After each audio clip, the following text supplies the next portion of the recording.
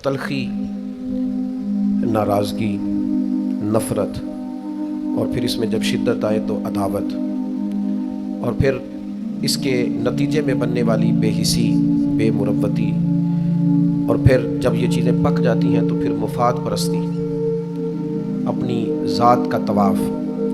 ये बंदा मोमिन की शान नहीं, फ़कीरों, दरवेशों, हुजूर के ग़ुलामों का ये तरीका नहीं। जिस तरह आप अपने जिस्म का कोई हिस्सा थोड़ा सा सख्त हो जाए तो महसूस करते हैं ना, ये ज़ख्म बन जाएगा, गिल्टी बन जाएगी, ये ऑपरेट कराना पड़ेगा, तो फ़ौरन उसका इलाज कराते हैं। इसी तरह दिल भी जैसे ही सख्त होने लगे, उसमें कोई कड़वाहट आने लगे, किसी जगह कोई तुरशुरुई पैदा होने लगे, फ़ौरन उसका इलाज करें। अपने जहन को समझा के, बहला के मुस्बत चीज़ की तरफ लाएं। मोहब्बतें ज़िंदगी के हर मुसाफिर के लिए इतनी ही ज़रूरी हैं जितनी सांसें उसके लिए ज़रूरी हैं। अगर आप मोहब्बत वाले नहीं तो आप कुछ भी नहीं। इकबाल फरमाते हैं, बुझी इश्क की आग अंधेर है, अब ये मुसलमान नहीं, ये खाक का ढेर है। अपने अंदर वो हरारत, वो ताजगी हमेशा मोहब्बत की कायम रखें। अल्लाह से भी मोहब्बत, रसूलुल्लाह से भी मोहब्बत, हुजूर के हर सहाबी से मोहब्बत। और औलाद रसूल का मामला इस तरह का है, हमारा ना मिजाज होता है जान छुड़ाने का, फलाना बड़ा अच्छा था, उसका बच्चा अच्छा नहीं। तो भाई कुरान मजीद तो कहता है कि जिनका बाप अच्छा हो उनकी वजह से भी उन लोगों से प्यार करना चाहिए। सिर्फ इतना ही कि बाप अच्छा था। हज़रत खज़र ने और जनाब मूसा अलैहिस्सलाम ने दो यतीम बच्चों की दीवार सीधी करके जब कहा गया जनाब ये तो बेमुरव्वत लोग हैं, पानी नहीं पूछा और आप इनकी दीवारें बना रहे हैं, तो फरमाया वकाना अबूहु मसालिया, इनका बाप नेक आदमी था। तो भाई उन्होंने ये तो पूछा ही नहीं कि बच्चे पढ़े लिखे हैं कि अनपढ़ हैं, जाहिल हैं कि बेमुरव्वत हैं। ये होना चाहिए बच्चों का काबिल होना। अगर वो पेशवाई और मुक्तदा बनना चाहते हैं तो फिर ज़रूर आप उनकी डिग्रियां देखें, लेकिन कुछ इज़्ज़तें वालिदैन की वजह से, महज किसी की औलाद होने की वजह से भी होती हैं। उनमें डिग्रियां और असनाद नहीं देखी जाती। आप मुक्तदा न बनाएं, पेशवा न बनाएं, लेकिन जो नेकों की औलादें हों उनका एहतराम तो करें, उनके लिए जज्बात तो पैदा करें, आपकी तबीयत में गुंजाइश तो हो उनके लिए। जान छुड़ाते हैं लोग, फलाना बड़ा अच्छा था, बच्चे अच्छे नहीं। और चल यार, बच्चे तो उसी के हैं ना। याद रखें, अपने मुहसिनों को कभी नहीं भूलें और उनसे निस्बत रखने वाली चीज़ों को भी कभी नहीं भूलें। और फिर जो नबी पाक की औलाद है ना, खुदारा हुजूर की औलाद पर कभी बहस ना करें, उनके हवाले से कभी भी किसी चीज़ को मौज़ूए बहस ना बनाएं। आपको पता नहीं कि रसूलुल्लाह सल्लल्लाहु अलैहि वसल्लम की औलाद तो वो है, अल्लाह ताला ने हर नापाकी और हर रिज्स उनसे दूर फरमा दिया। अपने दिल को, अपनी कल्बी वारदात को कायम रखें। नबी पाक की औलाद का इकराम हमेशा अपने दिल में रखना और जज्बात रखना। सादात के लिए, हुजूर की औलाद के लिए तबीयत के अंदर गुंजाइश रखना, तो इसमें कभी कोई कमज़ोरी ना दिखाना। और दूसरी बात यह कि इनसे सीखना। वाक़या करबला जो है ना, वो इंसानी ज़िंदगी के लिए बहुत बड़ी हरारत है।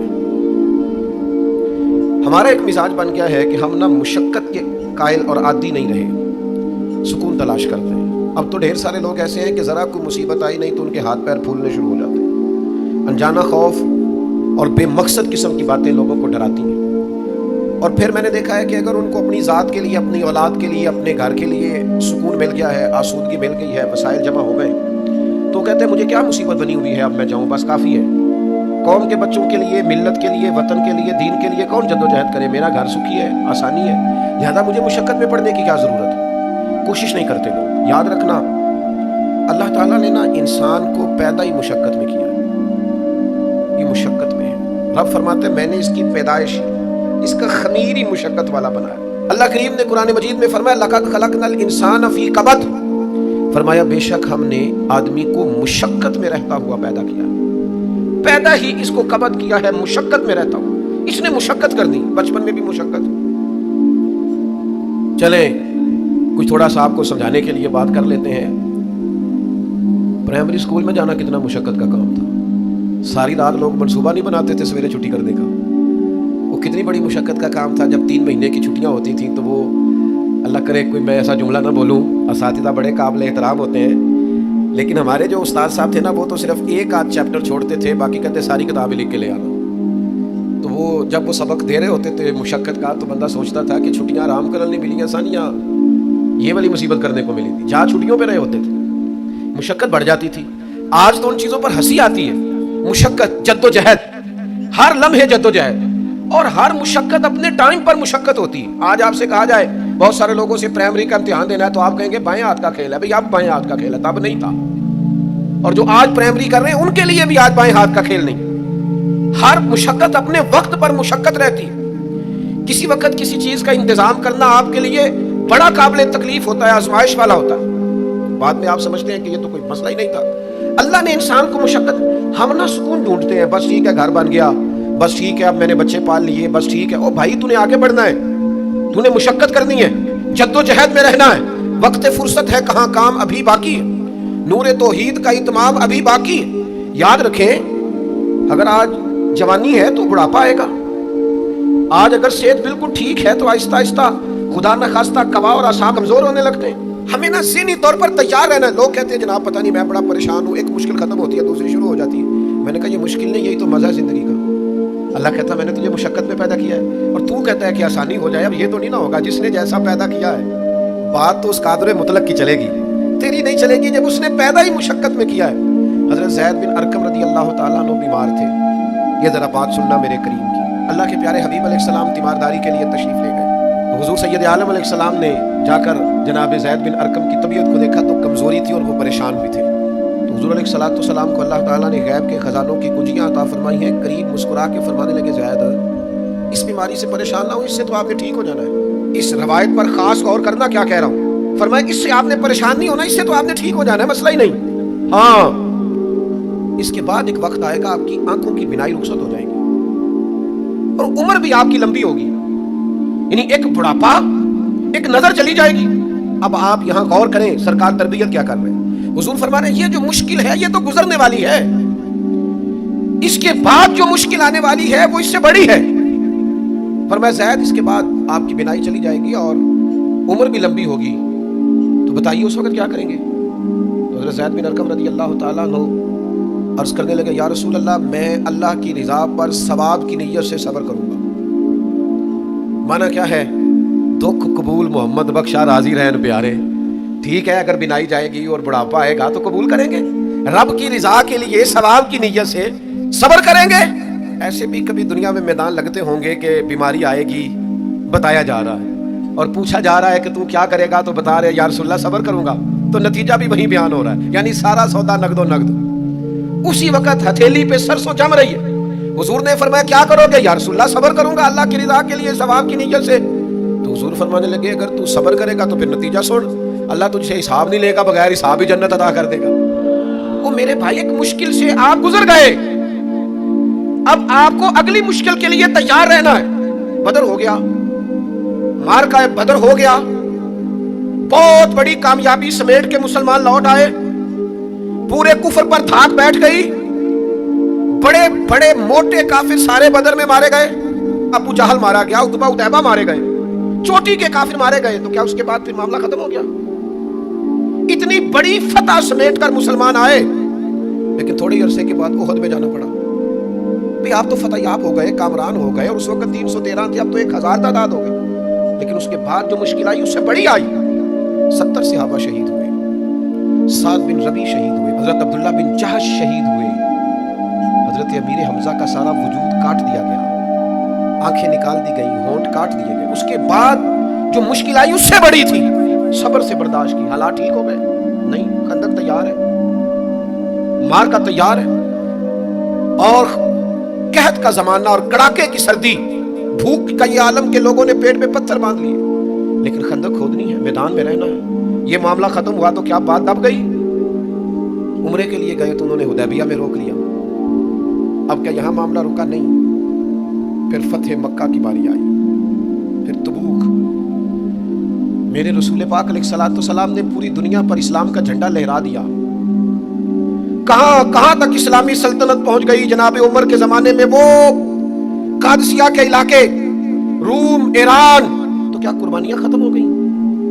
بس طاقت آ گئی، قوت آ گئی، ہمت آ گئی، ہزاروں علاقے زیر نگی آ گئے، ختم ہو گیا معاملہ؟ نہیں.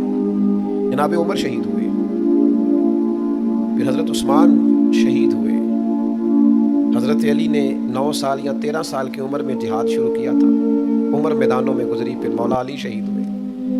اب کیا آسانی ہو گئی، آسودگی ہو گئی؟ نہیں. یہاں تو باریاں ہیں امتحان دینے کی. امام حسن کی باری آئی تو زہر دے دیا گیا، انتڑیاں کٹ کٹ کے گرنے لگیں. اور حسن ابن علی کا جب جنازہ اٹھا تو سب سے زیادہ رو رو کے پلو سید عائشہ صدیقہ کا بھیگ گیا. اور جو سب سے زیادہ ستاتا تھا مروان، وہ بھی ایک نکڑ میں کھڑا ہو کے رونے لگا. تو کسی نے کہا ساری زندگی تو نے فاطمہ کے بیٹے کو ستایا ہے، ظالم آج روتا کیوں ہے؟ کہنے لگا میری مخالفت اپنی جگہ پر، جو اٹھ کے جا رہا ہے وہ رسول پاک کا مکمل نمونہ تھا. اس میں کوئی شک نہیں کہ صبر، رضا، استقامت، حسن عمل، حسن کردار، اخلاق عظیم یہ ختم تھے. تو یہ امتحان تو جاری رہا. امام حسین کی باری آئی، چھوٹے تھے، زیادہ لاڈلے تھے، زیادہ پیارے تھے. کچھ لوگ ایک کا لاڈ دیکھتے ہیں، کچھ کئیوں کے لاڈ دیکھتے ہیں. نانا کا بھی لاڈ دیکھا اور والدہ کا بھی دیکھا، والد کا بھی دیکھا، بہنوں کا بھی دیکھا، بڑے بھائی کا بھی دیکھا. حسین سب سے لاڈلے تھے. حسن کی بھی کیا بات ہے، امام علی مقام کی کیا بات، اور امام حسین سب کے لاڈلے تھے. لیکن جب امتحان دینے کی باری کربلا میں آئی تو اکیلے کھڑے تھے.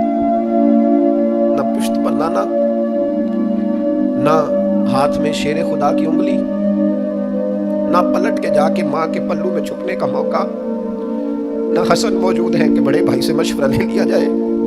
کوئی نہیں. یہ کون ہے اٹا ہوا، غبار میں اٹا ہوا؟ یہ نبی کا نور عین ہے، یہ بالیقین حسین ہے اکیلے. اور باقی جتنے تھے وہ سارے چھوٹے تھے. وہ بڑا مشکل کام ہو جاتا ہے جب آپ سب سے بڑے ہو جائیں اور صرف آپ کو تسلی دینی ہے، صرف آپ کو دوسروں کو سنبھالنا ہے. وہ بڑا مشکل مرحلہ ہوتا ہے. لیکن امام حسین نے اس مشکل مرحلے کو اس طرح گزارا کہ وہ بڑے تھے نا. بس اتنا کہوں گا کہ حسین وہاں پر شکر کرتے تھے جہاں پر صبر مشکل تھا. وہاں پر شکر کرتے تھے جہاں پر صبر مشکل تھا. جہاں صبر مشکل سے ہوتا ہے وہ وہاں گردن جھکا کے کہتے تھے آمنا وصدقنا، ٹھیک ہے، دکھ قبول محمد بخشا، بس راضی رہن پیارے. آپ اس بات کو یاد رکھیں اور اس کو اچھی طرح سمجھ لیں کہ آپ جب تک مزاج مشقت کا نہیں بناتے، ایک کے بعد دوسری، دوسری کے بعد تیسری، تیسری کے بعد چوتھی مشقتیں راہ دیکھ رہے ہیں. اور جو مشقتوں کے عادی نہیں وہ پھر پچھلی صفوں میں ہیں. جو مشقتوں کے عادی نہیں وہ پھر کسی صورت بھی نہ نام بنا سکتے ہیں نہ کام کر سکتے ہیں. جس کو آرام کرنا ہے، جس کو سکون سے سونا ہے، وہ منزل نہیں پا سکتا. آپ کو آگے بڑھنا ہے، آپ کو جدوجہد کرنی ہے، آپ کو کوشش کرنی ہے، آپ کو باہمت رہنا ہے. حضرت عمر سے کسی نے کہا تھا کہ میں آپ سے ملنا تو چاہتا تھا اور دوپہر کا ٹائم تھا، میں آیا نہیں، کہیں آپ سو نہ رہے ہوں. تو جناب عمر رو پڑے، فرمانے لگے سویا کرتا تھا کبھی، جب سے ابو بکر یہ چابیاں میرے ہاتھ میں دے گئے ہیں نا، تو دن کی بات کرتا ہے، میں رات کو نہیں سو پاتا، اٹھ اٹھ کے حضور کی امت کی خبرگیری کرتا ہوں. رات جگہ میرا نصیب بن گئے ہیں، آنکھوں کی نیند رخصت ہو گئی ہے، لہجوں میں آرام نکل گیا ہے. اور بھائی جب آپ کو جدوجہد کرنی ہے، جب آپ کو آگے بڑھنا ہے، ذہن بناؤ یار، طبیعت بناؤ، آگے بڑھنا ہے، مشقت کرنی ہے، نیند تھوڑی کم لینی ہے، زبان کے ذائقے مزے کے کھانے تھوڑے کم کرنے. ہم نے اپنی مرضی سے وہ لیٹے ہیں، وہ آرام کر رہے ہیں، اسے تھوڑا اٹھ کر سوچنا. امام علی مقام کا پیغام یہ ہے کہ تو بڑا تب بنے گا جب تیری زندگی محنت والی، کوشش والی، جدوجہد والی ہوگی. اور پھر اس کے بعد کیا کرنا ہے؟ ایک کوشش کرنی ہے. اس کے بعد اگلا کام یہ ہے کہ جہاں رب رکھے نا وہاں رہنا بھی ہے، اس کی رضا پہ. جب آپ مسلمان ہوتے ہیں نا، کلمہ پڑھتے ہیں، تو ہم اعلان کرتے ہیں آج کے بعد فیصلے میرے نہیں چلیں گے، فیصلے اللہ کے چلیں گے. لیکن پریشانی پتہ کب ہوتی ہے؟ جب ہم فیصلہ اپنی مرضی کا مانگتے ہیں. وہ بھائی جب تو مالک کا غلام ہے، بندہ ہے، تو پھر دکھ کس چیز کا نام ہے؟ کسی درویش نے کہا تھا دکھ کس چیز کا نام ہے کہ اللہ کی مرضی اور ہے اور تیرا ارادہ اور ہے. تو کہتا ہے بات اس طرح بنے جس طرح میں چاہتا ہوں، رب کہتا ہے نہیں میں نے فیصلہ کر لیا ہے. پھر تو دکھی ہوتا ہے. سکھی بلا کون ہوتا ہے؟ جو رب کر دے وہ کہے بالکل ٹھیک ہے، وہ کہے بالکل. اور قرآن مجید نے اسے بیان کیا، رضی اللہ عنہم ورضوا عنہ. یہ کربلا کا دوسرا پہلو. ایک پہلو مشقت جدوجہد، ایک پہلو یہ کہ رضی اللہ عنہم ورضوا عنہ. اللہ کہتا ہے میرے بندوں کی شان یہ ہے کہ اللہ ان سے راضی ہے اور وہ اللہ سے راضی ہے. اللہ ان سے راضی ہے اور وہ وہ بھی راضی ہیں اللہ سے. اللہ نے جہاں رکھا ہے وہ اللہ سے. ایک پہلو یہ ہے کہ اللہ راضی ہو جائے, ایک پہلو یہ ہے کہ بندہ راضی ہو جائے. رب فرماتا ہے ذالک الفوز العظیم, وہ اللہ سے راضی, اللہ ان سے راضی, یہ بہت بڑی کامیابی ہے. امام محمد غزالی رحمۃ اللہ علیہ سے کسی نے کہا تھا زیادہ مشکل کیا ہے, اللہ کا راضی ہونا کہ بندے کا؟ تو امام صاحب فرمانے لگے رب تو مہربان ہی بڑا ہے, بڑی جلدی راضی ہو جاتا ہے. دو صرف آنسو بہائے سچی توبہ کے مالک راضی ہے. کسی غریب کی مدد کر دے اخلاص سے, اللہ راضی ہے, اللہ تو جلدی راضی ہو جاتا ہے. مشکل یہ ہے کہ بندہ نہیں راضی ہوتا. یہ اس نے ہر روز ایک نئی امید لگائی ہوئی ہے, ہر روز اس کا نیا رنگ ہے, یہ راضی نہیں ہوتا. حضرت موسیٰ علیہ السلام نے اللہ کی بارگاہ میں عرض کی مالک میری قوم یہ عرض کرتی ہے کہ تو بتا تو ہم سے کیسے راضی ہوگا. حضرت موسیٰ اپنی قوم کی عرض لے کر مالک کی بارگاہ میں کوہ طور پہ حاضر ہے. او یارو اسے دل کی تختی میں لکھ لینا. عرض کی مالک میری قوم کہتی ہے رب کریم کے حضور عرض کریں کہ ہمیں بتائے ہمارا رب ہم سے کیسے راضی ہوگا. تو حضرت کلیم کہتے ہیں جب رب کی بارگاہ میں عرض کیا تو مالک نے فرمایا ان سے جا کے کہو وہ مجھ سے راضی ہو جائیں, بس وہ راضی ہو جائے میں بھی ان سے راضی ہو جاؤں گا. حضرت سیدنا عبداللہ ابن عمر رضی اللہ تعالیٰ عنہ کا صاحبزادہ بڑا سخت علیل ہو گیا. بچے بیمار ہو جائے تو تکلیف بڑی ہوتی ہے انسان کی طبیعت کو. حضرت عبداللہ ابن عمر کے بیٹے بڑے سخت علیل ہو گئے. جناب عبداللہ ابن عمر بڑے پریشان ہیں, کبھی ادھر جاتے ہیں کبھی ادھر جاتے ہیں. اس حکیم کے پاس اس طبیب سخت پریشان.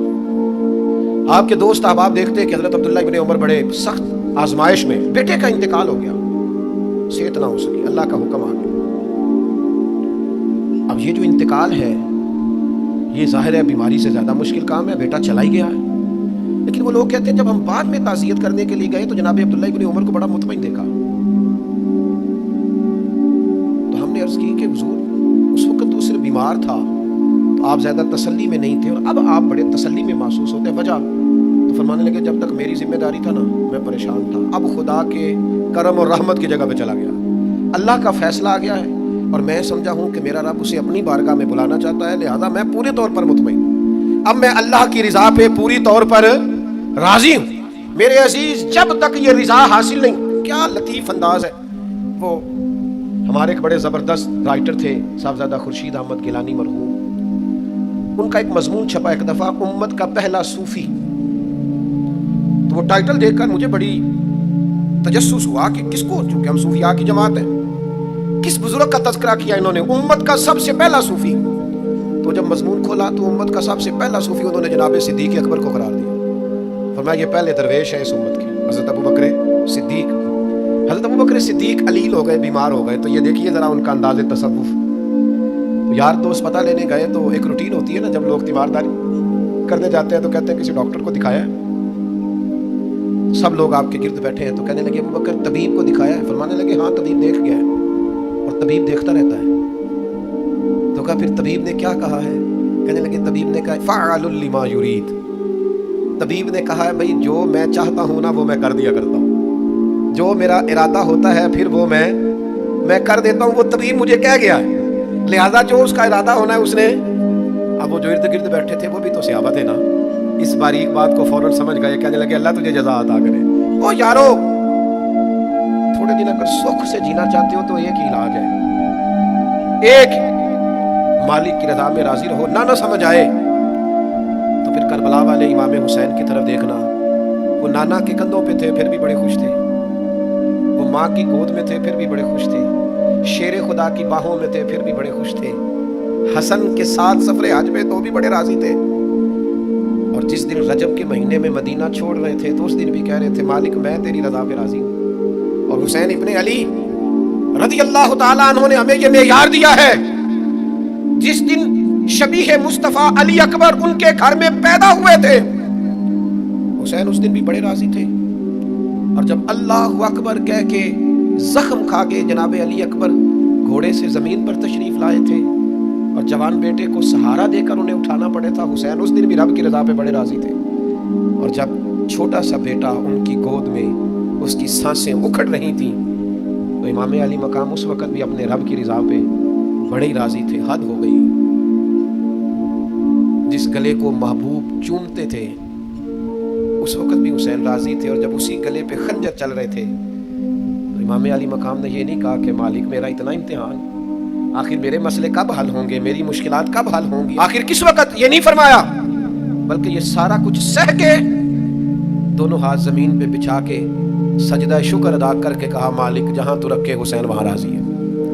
اتنا شکوہ ہے ہماری زندگی. آپ یقین کریں ان باتوں کی بھی دوست دعا کرانے آ جاتے ہیں جہاں دل کرتا ہے کہ انہیں سمجھائیں کہ یار نہ کہیں تو ٹھہرنا اپنے رب کی رضا پہ. یار دیکھو چھوٹی بات نہیں. حضرت انس بن مالک کہتے ہیں 10 سال میں نے نبی پاک کے گھر میں نوکری کی ہے. 10 سال. 1 سال کے بعد لوگ اکتا جاتے ہیں, سارا پتہ چل جاتا ہے. اس کے بعد وہ چاہتے نہیں رہتی, بندہ پرانا ہو جاتا ہے. اکرام احترام اللہ ماشاءاللہ وہ نہیں رہتا. فرماتے ہیں 10 سال حضور کے گھر میں نوکری کی, پورے 10 سال.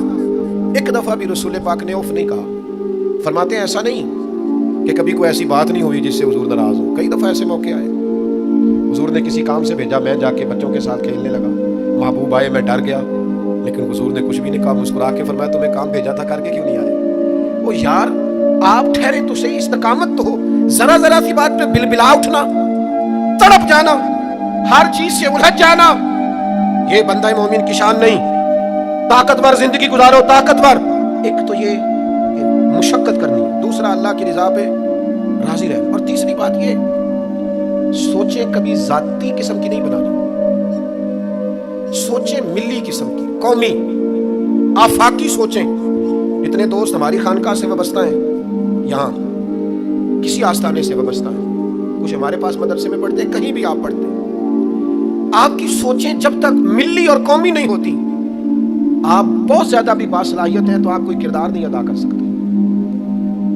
آپ کو اللہ نے جو صلاحیت دی ہے وہ دین کے لیے خرچ کریں. کوئی بھی صلاحیت ہے آپ کی عزیز, وسیع الظرفی وسیع المشرب, آپ اپنی صلاحیت سے قومی فائدہ کریں. آپ کیا مطلب ملی باتیں, چھوٹی باتیں, چھوٹا سا ذہن, چھوٹی سی بات, آپ وسیع بات کریں. امام بخاری لکھ گئے, ایک مخصوص فقہ کے مقلد تھے امام صاحب, لیکن انہوں نے بخاری میں یہ رنگ نہیں اختیار کیا کہ جو کسی اور مسلک پر چیزیں دلائل کرتی ہیں, فقہ کے مسلک کی بات کر رہا ہوں, کسی اور مشرب پر تو میں نے لینی نہیں. انہوں نے کام کیے تو قومی سطح کے کیے, چھوٹے چھوٹے ذہن, چھوٹی چھوٹی باتیں. ہمارا ہی مدرسہ نہیں, دنیا میں مدرسے, ہماری خانقاہ نہیں, دنیا میں خانقاہیں. ہم اگر ایک دوسرے سے لوگوں کو توڑنے لگیں گے تو ملی کام نہیں ہوگا. ہم گھر نہیں بنانا چاہتے, ہم رسول اللہ کا دین تعمیر کرنا چاہتے ہیں, دین اس امت کے اندر لانا چاہتے ہیں, نافذ کرنا چاہتے ہیں. تو ہم تو تھوڑے سے لوگ ہیں کام کرنے والے جو پوری دنیا میں کام کر رہے ہیں, کہیں بھی کوئی کام کر رہا ہے. ہم نبی پاک کا دین لانا چاہتے ہیں تو ہم تو ہر ایک کو سپورٹ کرتے ہیں, جو تھوڑا سا بھی کام کر رہا ہے اسے سپورٹ کرتے ہیں. میری آپ سے گزارش ہے, جس کاز کے لیے امام حسین نے جان دی تھی نا, اس کاز پر کام کرنے کی ضرورت ہے. اب کیا کرنے کی ضرورت ہے؟ اب وہ پیغام جو امام علی مقام کا پیغام ہے, دین کے لیے کام کریں, بے حیائی کے خلاف, عریانی کے خلاف, بے دین قوتوں کے خلاف. لوگوں کو سکون ملے گا, انہیں قائل کریں کہ سکون تمہیں نماز میں ملے گا, عبادت میں ملے گا, دیانتداری میں سکون ہے, قناعت میں سکون ہے, عزت نفس اور خودداری میں جو تمہارے لیے اللہ نے رکھا ہے اس میں سکون ہے. لوٹ کے کھاؤ گے تو سکون نہیں ملے گا. میرے بھائی, اس سارے پیغام کو عام کرنے کی ضرورت ہے. پھیل جائیں دنیا میں, اور جس طرح اپنے حق میں لوگوں کو قائل کرتے ہو نا, کو مجبوری بن جائے, اس طرح لوگوں کو دین کے حق میں قائل کریں. منت کر کے بے نمازی کو نمازی کریں, منت کر کے. جو دین سے دور ہے اسے دین کے قریب کریں. آپ کوشش کریں کہ فروغ دین ہو. جہاں مسجد نہیں, تعمیر مسجد میں کردار ادا کریں. اپنے لہجوں سے ہر تھکاوٹ اتار کے آگے بڑھو, ملی قومی سوچیں پیدا کرو. ہم نے اس وطن کو بھی تعمیر کرنا ہے, دین کے لیے ہم نے اپنے آپ کو پیش کرنا ہے جس حد تک ہو سکے. اور دین کی تبلیغ کا سب سے بہترین طریقہ یہ ہے. امام جعفر صادق سے کسی نے کہا تھا میں دین کی تبلیغ کرنا چاہتا ہوں, کیا کروں؟ پیغام امام حسین کانفرنس میں بات ختم کرتے وقت امام حسین کے پوتے کی بات سنا رہا ہوں. کہا حضور دین کی تبلیغ کرنا چاہتا ہوں, کیا کروں؟ فرمانے لگے دین پہ عمل کرنا شروع کر دے.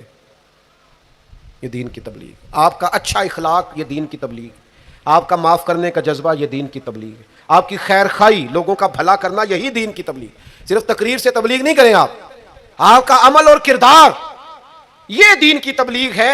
آپ اپنا انداز زندگی بدل جائیں, انداز خوبصورت کر جائیں, یہ دین کی تبلیغ شروع ہو جائے گی. 3 باتیں آپ کی خدمت میں رکھی ہیں اس پورے گفتگو کا نتیجہ. ایک تو زندگی مشقت والی, محنت والی, جد و جہد والی. یہ جو نوجوان آرام ڈھونڈتے ہیں نا, سکون, اقبال کہتے ہیں لہو مجھ کو رلاتی ہے جوانوں کی تن آسان. یہ تیار ہو جائیں, مشقت, جد و جہد, کوشش. اور دوسری بات, اس کوشش کے بعد بھی رب جو فیصلہ کرے رب کے فیصلے پر راضی رہیں, مقام تسلیم و رضا والی زندگی گزاریں. اور تیسری گزارش, سوچیں سطحی نہیں, ذاتی نہیں. عالمی سوچیں. میں بڑے درد سے یہ بات عرض کروں, لوگ اپنی ذات کے لیے دین کا استعمال کرتے ہیں, اپنی ذات کے لیے. جو میرا ذاتی مخالف ہے میں اسے یزید کہہ دیتا ہوں, میرا ذاتی مخالف. ہمارا ذاتی مخالف ہوتا ہے, ہم کہتے ہیں بے ایمان ہو گیا. او خدا کے بندے, تیرے سے اختلاف ہوا ہے, تو اسے یزید تو نہ بنا. اتنی بڑی لعنت کا توق تو نے گلے میں ڈال دیا. اگر وہ یزید ہے تو تو اپنے آپ کو کیا سمجھتا ہے, اپنا پھر تو نے درجہ کیا بنا. اتنی جلدی نہیں, قومی سوچیں پیدا کریں, کوشش کریں کہ آپ ملی کام کریں, آپ لوگوں کو جوڑیں. آفاقی تعلیمات ہیں اسلام کی, ان آفاقی تعلیمات میں آپ اپنا وقت گزاریں گے تو آپ محسوس کریں گے زندگی بڑی خوبصورت ہو گئی.